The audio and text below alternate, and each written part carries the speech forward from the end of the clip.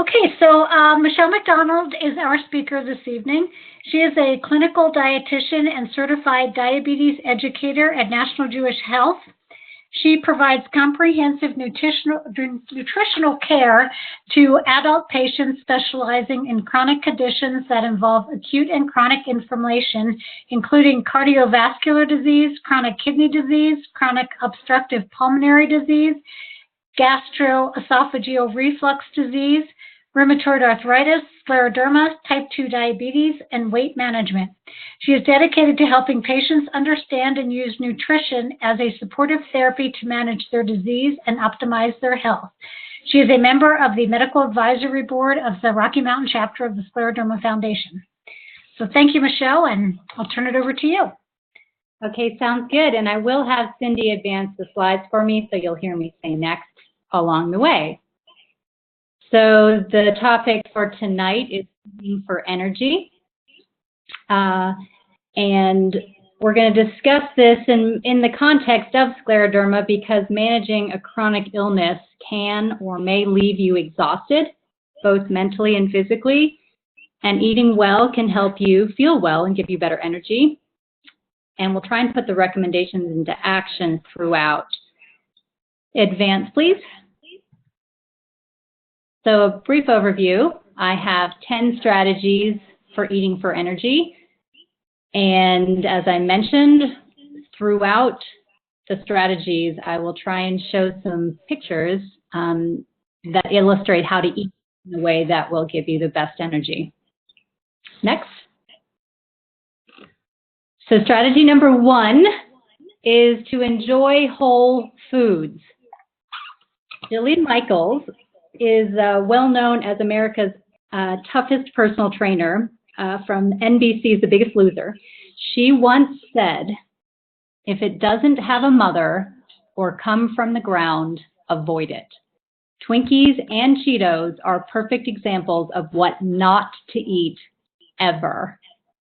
So I really like this quote. I think it's a tribute to the concept of eating whole, unprocessed, or minimally processed foods, which are rich in nutrients and slowly absorbed, which provide good, sustained energy throughout the day. In general, I recommend this approach wholeheartedly, and I think we can get some good perspective on this by looking at a gallery of pictures from the book, The Hungry Planet, What the World Eats, by Peter Menzel and Faith Deluzio. Next. So this is a gallery. We're going to start in Ecuador in South America. This is a family, and these are the foods that they would typically eat in an entire week. One of their favorite foods or one of their typical meals might be potato soup with cabbage. Next. We move to Guatemala. Here's a family. Here are all the foods they eat in 1 week. It's a really nice display of food, to state the obvious. One of their favorite meals is turkey stew and sheep soup. Next. So here we are in Africa. This family is surrounded by all of the food that they eat in one entire week. A typical meal may be something like soup with fresh sheep meat. Next. Here we are in Mali. A favorite dish might be just a family rice dish. And so what you can see here are a lot of grains, things that are grown from the ground, and some other whole foods. Next. Egypt. A typical meal might be okra and mutton, which is sheep. Next. Moving to South Asia, here we are in Bhutan. This family enjoys a mushroom cheese pork dish. Next. So here we are moving on to the Western world, quote unquote civilized. One of their favorite meals or dishes might be extra cheese stuffed crust pizza and watermelon. I think, as may have become obvious, there is a remarkable difference here from the other previous slides in that there are a lot of packaged processed foods that may contain an excess of added sugars and or refined carbohydrates, which are rapidly absorbed, may cause kind of a roller coaster of blood sugar highs and lows, and ultimately lead to poor energy throughout the day. Next. Here we are in Great Britain. One of their favorite meals may be a mayo sandwich and chocolate fudge cake with cream. Next. Here's an Australian family. Again, these are the foods that they would eat in an entire week that they have gathered here for us. One of their favorite foods is peach pie. And I can't resist but point you to take note of the purported foods to the left, Wheat Bix and Sultana brand. These foods have names that do not really resemble whole food as it comes from the ground. And notice the fish fingers. I particularly enjoyed that one. Fish don't have fingers. Next. Okay, here we are in the U.S. This family and what they may eat in a week. Some of their favorite foods are berry yogurt sundae or clam chowder with ice cream. Next. And this is our last stop. This is another picture from the U.S. So typical or favorite foods for this family may be spaghetti or pizza. And I think, or I hope that the message that I'm trying to get across here is really clear, that food shouldn't necessarily come from a box or a package. That doesn't mean that everything in a box or a package is bad. You can have minimally processed foods. But in general, when I provide the recommendation to choose whole foods, the goal is to pick a food that truly is mostly in its natural whole form. Or if it's not that, then the food that you're eating is really something you could have made in your own kitchen from whole ingredients. Or if it's not that, then it's minimally processed and contains very few ingredients that would be listed on a food label. All of those things would be better choices for not only nutrients, but also energy throughout the day. So I hope that was a good start for you. Let's move to our next strategy. Second strategy is to acquire a taste for healthful foods.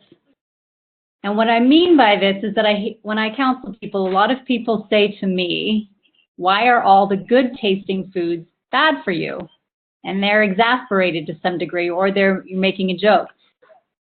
What I would like them to consider is that many people have acquired a taste for unhealthful foods. Basically, what we like is what we've learned to like. And I would also encourage people to cultivate a taste for fresh, real, whole foods. It does take cultivating if you don't have that taste already, and it's something that can be gained. So I encourage people to eat whole foods and make a mental note of how they taste, and to expect food to taste like the real thing. Reject foods that don't. Next. The third strategy is to enjoy a healthy dietary pattern. Pattern is more important than single foods or even single nutrients. Plant slant is just a clever way of remembering this one. In general, the idea is to emphasize a variety of colorful whole foods that include vegetables, that include fruits, whole grains, could be low-fat dairy, could be dairy alternatives, poultry like chicken or turkey, fish, seafood, ideally non-battered and non-fried. Legumes, and what I mean by legumes are beans like chickpeas. Off to the bottom left is hummus made from chickpeas, but it could also be something like lentils or pinto beans or black beans or kidney beans, etc. And then other colorful whole foods include the fats or higher fat foods like non-tropical vegetable oils. And what I mean by that is all of the vegetable oils that are liquid at room temperature, with the exception of coconut and palm, which are tropical oils, and they tend to be more solid at room temperature, nuts and seeds. And then really limit sweets, sugary beverages, and animal fats from butter, cheese, and red meat. And so the idea here is not that you have to avoid something altogether, but enjoy a pattern, meaning on most days, you're eating mostly these colorful whole foods. So down at the bottom left, we have hummus, just one of my favorites, made from chickpeas. Those are sweet potatoes. There's also whole grain bread down there. And then off to the right is, again, another one of my favorites. That is a spinach pie, which is a classic Greek dish made with spinach and some herbs. Next. Okay, strategy number 4 is to avoid fast carbs. And I know I've already mentioned this. Fast carbs are rapidly digested. So they tend to be processed or refined foods such as refined cereal, white bread, white rice, white pasta, white potatoes even. They're rapidly absorbed. Refined snack foods, which could be chips or crackers, etc. Sugary drinks and sweets. As I mentioned, these tend to cause blood sugar spikes, which are then followed by blood sugar lows. It is much better to choose slow carbs. These are whole grains or whole foods that contain carbohydrates. So barley is a whole grain. Oats is a whole grain. Whole wheat bread would be better than white bread, but it's still processed, but it is better. Rye bread is another whole grain bread. Could be quinoa. Someone I counseled this week mentioned farro was one of her favorite whole grains because it has good texture and has a nutty taste. That one's not on here, but I thought I would mention that. Legumes, as I mentioned, like beans, that's a whole carbohydrate, not a whole grain, but it does contain carbs, but it's a whole food. Your vegetables and your fruits. And your vegetables can include both some of the starchy ones like your legumes or your think butternut squash or what else? Even corn to some degree.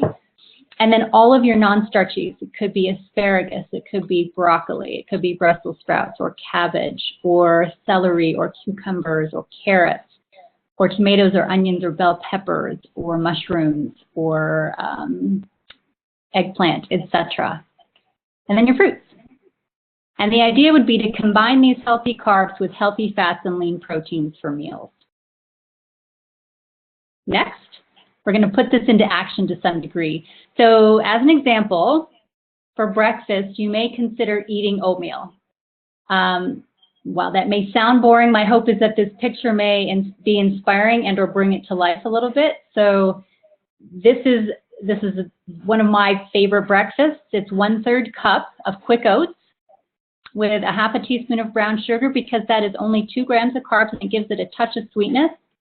A half a teaspoon of cinnamon. I happen to like Saigon cinnamon. There's a variety of cinnamons, but that one's very sweet without the sugar. With half of a small green apple chopped up, and then 1/3 cup of walnuts. And my hope is that the picture, again, makes it look maybe better than it sounds just when you hear the recommendation to eat oatmeal. This is delicious. Next. Or you may consider something convenient, right? If you're exhausted from any part, whether it's life or just any part of the chronic condition, scleroderma, that you're dealing with, you could opt for something convenient. I would say the oats are convenient, but you do have to cook them and assemble everything. This is a little bit more grab and go. So you can get brown rice cakes. And right out of a package, you could put a good peanut butter on there that does not contain a lot of added sugars, and maybe pair that with a whole fruit. So this is super simple. Next. Or maybe you might consider a low-fat Greek yogurt that has very few added sugars to it. And instead of added sugars, you could add a half cup of fresh berries and maybe an ounce of your favorite nut. And so that's approximately what an ounce of pistachio looks like. This is going to be high protein and full of whole good carbs. Next. This is not what I would recommend. So here is a typical sugary cereal. And I would argue that some of the other foods that I've showed might be just about as fast to prepare, but they're much better for you in terms of nutrients and energy. Next. Here are some other options. So other options for breakfast might include some kind of egg and vegetable dish. This is like an egg white omelet. It's almost like a crepe that has the veggies sauteed in it. This would take probably more work than the other items I showed you, but when we advance, I hope you'll see maybe some other iterations or options that are more convenient. So next. Or this. This is an easy veggie egg bake. These are popular, and I put some recipes on here for some of these when I felt like it might be good to share and or not self-evident. So I did share the recipe, but keep in mind that this could be very improvisational. So the top recipe here with the eggs and the onion, the bell pepper, etc., that's pretty set and standard, and you've got your list of ingredients, but the recipe below is a little bit more like whatever you like you can throw in, and that's kind of how I like to think of this dish.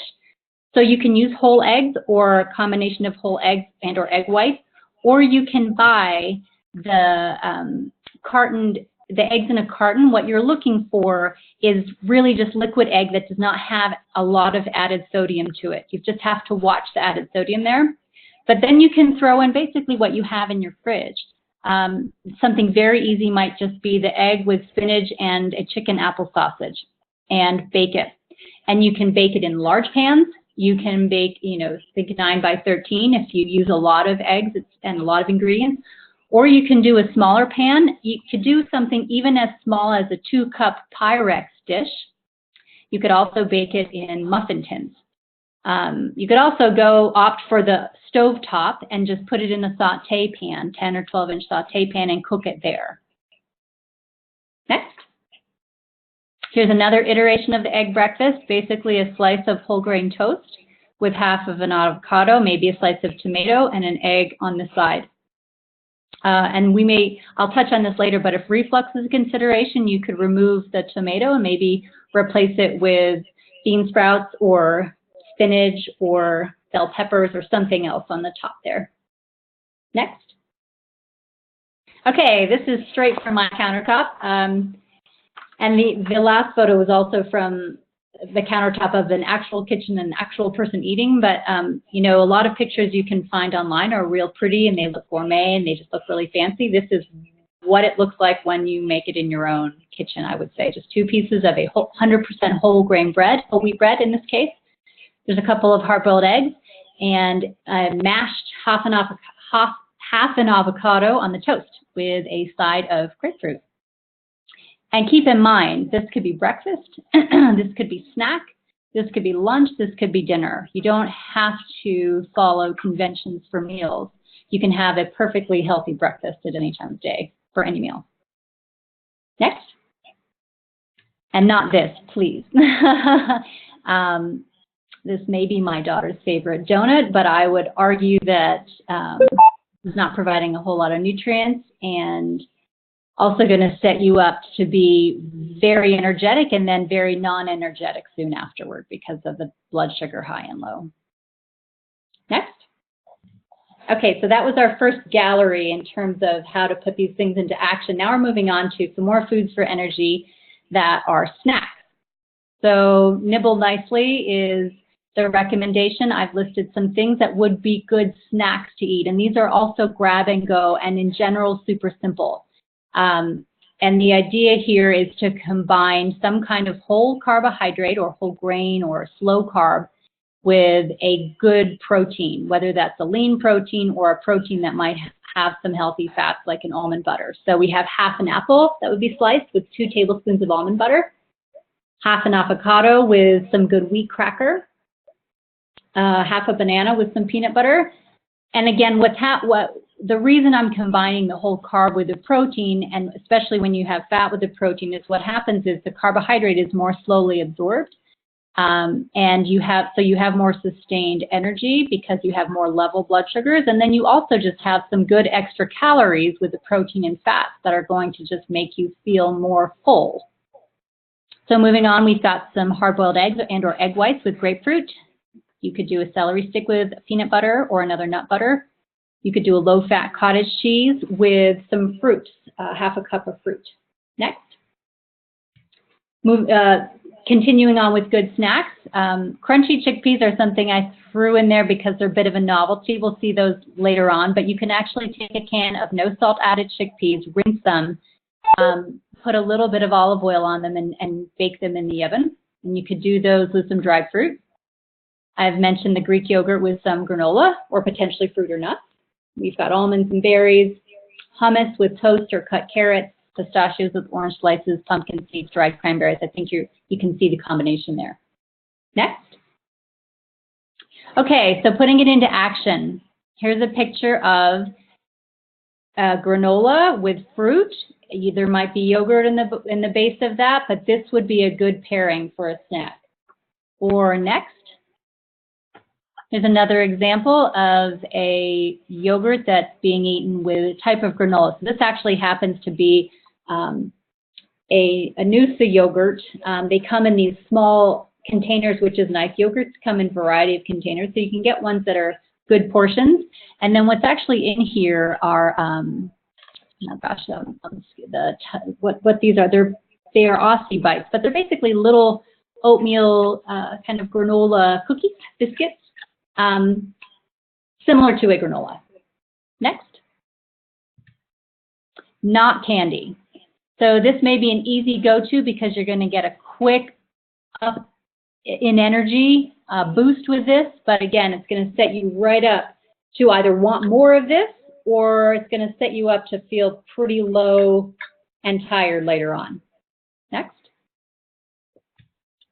So snack on this. Here are some dried banana chips with raw almonds. And you can see the portion sizes here. Next. For this, some trail mix, about a quarter to a half cup with a whole fruit. And not what's coming next, the pretzels. So this would be a very simple carb, basically all starch, very rapidly absorbed. Next. Snack on, here are the crunchy chickpeas that you can bake yourself. They're glistening because of the oil. And not what's coming next, potato chips. Okay, next. Strategy 6 is to enjoy regular meals. You'll get more energy if you can spread your fuel or your food out throughout the day. So eat breakfast. You have fasted all night. It's good to get something into your system to get your body to wake up. And then continue with small meals and snacks throughout the day, eating often. This helps you nip hunger in the bud. It helps you prevent overeating. It also helps you get the energy you need, especially if your appetite is low or if you're not able to eat that much at one time. And avoid skipping meals because when you don't eat, your body is running out of gas. Next. Strategy 7 is to create a healthy plate. So what this looks like is, I would say, a moderate portion of protein. So think of the size of a fist.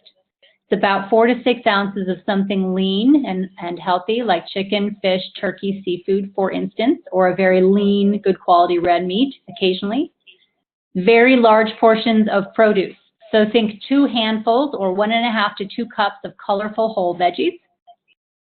Smaller portions of grains or starches, which might be 1 to 2 slices of a whole grain bread a day. Could be 1 to 2 small, say, corn tortillas per serving. 3/4 to 1 cup of cereal or of corn, fruit, peas, pasta, potatoes, and rice as a good serving size. And then use a plant-based fat, whether that's avocado instead of cheese, for instance, or oil instead of butter. Those would be healthier for you. Next, we'll put this into action. So for lunch, you may consider a lentil soup. Now, I would say it's okay to have maybe a good piece of rustic whole grain bread with this, but we've got some legumes and we've got some vegetables in there. Or next, another example of a legume soup. This is a black bean soup, super simple. You just saute up some carrots, some onions, some bell peppers, and then you put your either no salt added canned beans in, or your soaked beans if you've done that overnight, and throw in some seasoning, whether that's paprika and chili or cumin. And you could also throw in some spinach. This is very easy. You can make big pots of soup and eat off of them for a long time and or freeze them. And not what's coming next. Fast food. Very rapidly absorbed, tends to be higher in added fats and even refined carbs. Next is something that would be good to eat. So this is a grilled chicken with some pesto on it on top of a green salad with some pine nuts. And this is fancy. It doesn't have to look necessarily this fancy. We'll see some other examples as we go next of more convenient food. So this is maybe a more real life example. This is a packaged salad with some roast chicken that's been shredded, and a vinaigrette has just been put on top of that. And on the side, we have a couple spoons of yogurt with a little bit of granola and some whole berries. Super simple. Next. Here's another maybe more real life, convenient, easy, healthy meal. So we've got a whole grain tortilla with some cheese, which you can buy the cheese packaged. And then we've got this legume medley with some veggies on the side. This is a frozen packaged item. And there are a lot of good frozen packaged items like this. This is, I think, called a Fiesta blend, King Soopers Kroger brand. You know, you could put some salsa with that. And then on the side is just some simple chopped lettuce with some other veggies, whether it's red onions, green peppers, and tomatoes. But this is a meal. And I would also argue this could be a lunch, it could be a dinner, it could be a snack, it could be a breakfast for that matter. Next. Hummus and chips. So you can buy a lot of good pre-made hummuses. You can also make your own hummus. This happens to be the hummus that I make. But again, the idea is just something convenient. You can, you know, if you buy some of the good pre-made hummuses, you can just get a good cracker or a good chip and put that with some hummus and have a simple snack or meal. And not what's coming next. So this is going to be your, well, this is probably a restaurant, more like a restaurant meal, but we've got very rapidly absorbed carbs and or some not so healthy fats on there. And probably the portions are not quite in the right proportion. Next, on to dinner. So here we have a whole meat with good sides of veggies and not what's coming next. Again, out of proportion. Very large piece of meat with some rapidly absorbed potato on the side without a lot of good, colorful, non-starchy veggies. Next, another example of what to eat. Fish is super simple to cook. So this is salmon on top of some asparagus and mushrooms. And this is fancy. Probably looks like it takes a lot of work, but keep in mind, for most fish, you can take the size that you want. I'll typically go to a fish counter and say I want 3 4-ounce servings of salmon, for instance, and they'll cut them for you in the portion size you want, and then you can 375 in a glass dish with a little oil on the bottom, maybe a little salt and pepper on top, into the oven for 20 minutes. It is perfect. It takes such little effort to do that, and then you can have 3 protein servings for the next 3 days. Next, or another iteration that's more real life. This is something that's made right at home. One of my patients made this, showed me their meal. So it's a spinach salad with a raspberry vinaigrette, some chunks of feta cheese, seasoned salmon with some tomatoes. Very simple, but just as good. Next. Another iteration. This is a typical salad that you might see in my household. I do a lot of greens. I do bell peppers. I do cucumbers. I do red onions. I do quinoa, which is what you see on the top there, with mushrooms and butternut squash. And there's my salmon with some cottage cheese.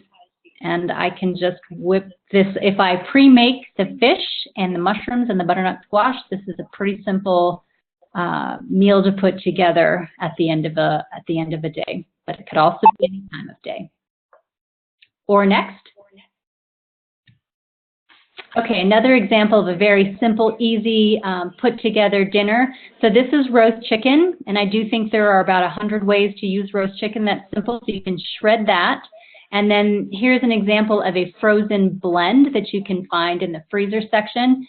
Super simple to reheat. Now, I would argue this needs some seasoning, so maybe some cumin or turmeric, or maybe ginger, or whatever it is that you like. Could be herbs de Provence, but some kind of salt-free seasoning to go on there, and you have a simple meal and or snack.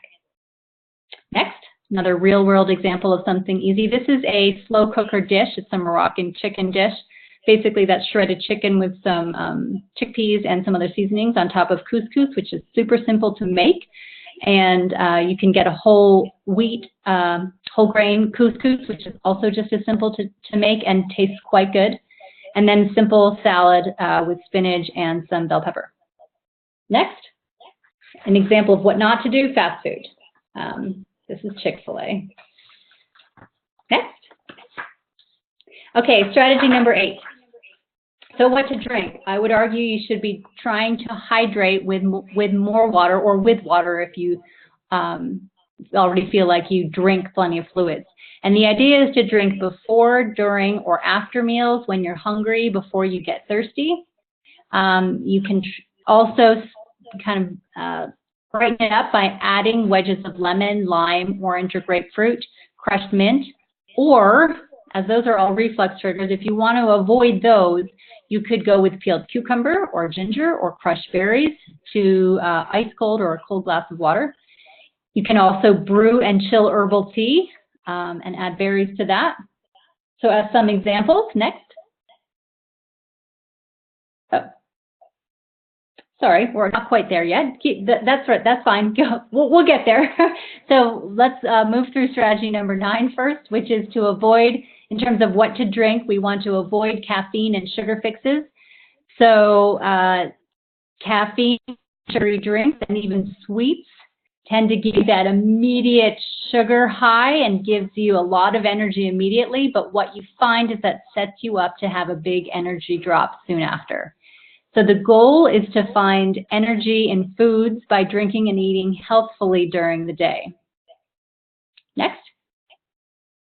And stop drinking calories, particularly the sweetened ones. That's Coke, Dr. Pepper, Kool-Aid, Gatorade, Pepsi, Red Bull, Sprite, sweetened coffee or tea, 5-hour energy, etc. Even 100% juice, which is extremely rapidly absorbed and not unlike the sugary beverages mentioned above. Okay, so now let's put this into action and put this into picture full life. So again, I'm hoping to inspire you here, but these are infused waters. And you can go with the less citrus if citrus is a problem for you. Or next, this is a hibiscus tea, which has been brewed and chilled with some berries added. And mint is kind of a nice garnish on there, but not necessary and not recommended if reflux is an issue. And not what's coming next. Big gulp, or any kind of sugary beverage, particularly in the portions that they tend to be served in nowadays.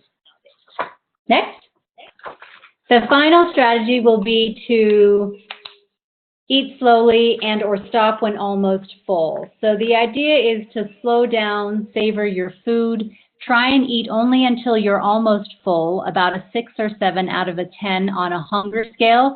This is so that you don't overeat, because that can make you feel very lethargic and can sap your energy. I should also note here, though, that if you feel full on small amounts of food and or you're not that hungry, it's also important to eat frequently enough that you get sustained energy throughout the day. And that's it. So if we move on to the next slide, you'll see my final words and my contact information by email, which is probably the best way to get a hold of me. So I hope that was just kind of a nice presentation, and I'm happy to take questions as we have time.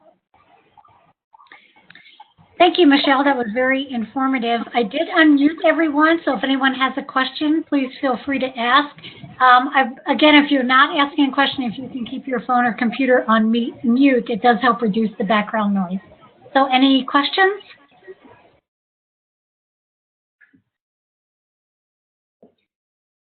But don't forget to unmute.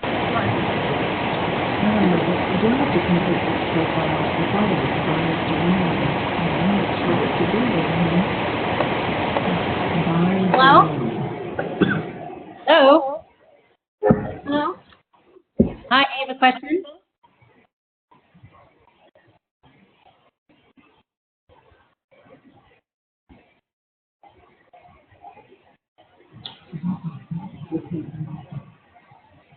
If you're asking a question, don't forget to unmute your phone or computer.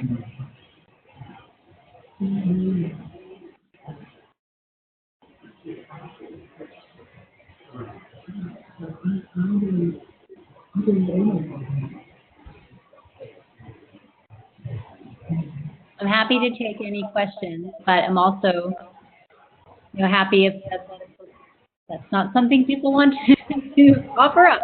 Then I am here.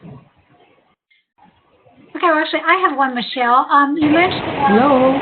water. I know it's out today. If you can hear me, we have no sound at this end. This is Katie Clark. Oh.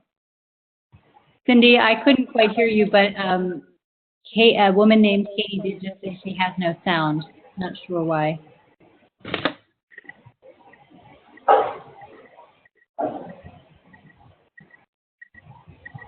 Okay. Okay, you can hear me. Can everyone else hear? I hear you. Okay. Yeah, so I'm not sure what happened on Katie's end. Hopefully she can hear now. Katie, are you able to hear us?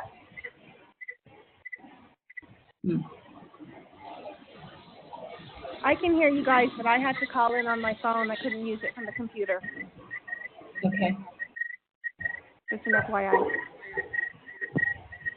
Cindy, if you, I'm happy to answer your question when and if you're done trying to troubleshoot that issue.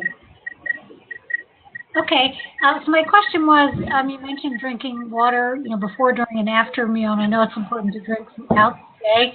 I've heard recently that actually drinking water while you eat can inhibit digestion or slow the absorption process because you kind of process or digest what's easiest first, and water is the easiest thing. And water is what? Water is the easiest thing to digest, so it really gets digested before some of the other nutrients or food does. Uh-huh. And so, I guess to be candid here, I don't know of any evidence that suggests that drinking with a meal is problematic. That doesn't mean it doesn't exist. I would argue that it's okay if digested first, as you suggest. I think that's okay in the sense that it will be pretty rapidly absorbed in your gut, and then will be followed by the other foods. I don't think there's an interference issue in terms of interfering with digestion. Okay, great. Thank you. Mm-hmm.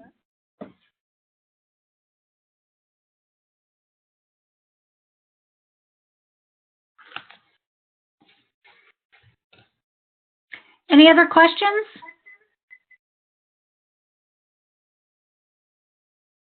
Again, if you do have any, Michelle's email is there on the screen, or you can email me, and we will put a copy of this recording on our YouTube page and share that link, so you will have access to the slides or to view it again if you'd like to. I'm going to sign out because I can't hear anything, so haven't heard the program, the last 3/4 of it. So if you can hear me, sorry, I'm going to just close out now. Thank you. Thank you. Sorry about that. Thank you. Thank you.